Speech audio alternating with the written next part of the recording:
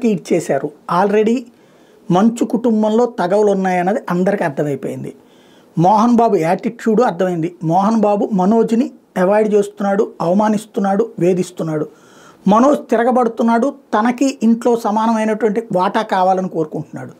మోహన్ బాబు నిజంగా చిత్తశుద్ధి ఉంటే ముగ్గురికి సమానంగా ఆస్తి పంచొచ్చు, ఇద్దరు అబ్బాయిలకి అమ్మాయికి.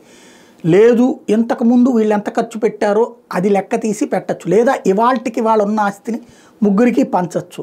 తన వాటాగా ఒకటి పెట్టుకుని 4 వాటాలుగా పెట్టుకుని తన వాటా తన తదనంతరం తన కొడుకులకి రాసుకోవచ్చు. చిత్తశుద్ధి బాధ్యతాయుతత్వం అంటే. కానీ చిన్న కొడుకు ఇవ్వాలనుకోవట్లేదు, పెద్ద కొడుకుని పక్కన పెట్టుకోవాలనుకుంటున్నారు. కూతుర్ని ఆల్రెడీ వెల్ సెటిల్ చేశారు. మనోజ్ ఏమో తనకు అసలు ఏమీ లేకుండా ఇంతకాలం ఆ సంస్థల మీదనే పడి బ్రతికితే, ఇంతకాలం ఆ సంస్థల బాగు కోసమే పనిచేస్తే, విద్యా సంస్థల లేకపోతే ఇతరత్ర వ్యాపారాల, చివరికి అదే సంస్థల్లో తనకి అవకాశమే లేకుండా చేశారన్నటువంటి కోపం మనోజ్ది. తిరగబడుతున్నాడు. తనకంటూ ఉనికికి కనీసం ఒక ఆధార్ కార్డుకి కావాల్సిన అడ్రస్ కూడా లేదే, దిక్కు లేదే అనేటువంటి అతని ప్రయత్నం.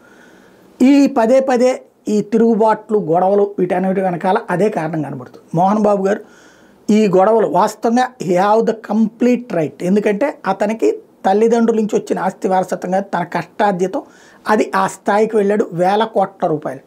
నిజంగా చిత్తశుద్ధి ఉంటే తను ఇవ్వదలుచుకుంటే ఇవ్వచ్చు, ఇవ్వకూడదు అనుకుంటే నేను ఇవ్వను, నా చిన్న కొడుకు నేను పైసా ఇవ్వదలుచుకోలేదు, అతని అతన్ని బతకమానండి, అతను మేజర్ అయ్యాడు, ఇంతకాలం పోషించాను కాబట్టి అని చెప్పేసి ఓపెన్గా కోర్టులో చెప్పుకుంటే సరిపోతుంది. అలా కాకుండా లేకపోతే ఇలా రోజు కథ నడుస్తూ ఉంటుంది.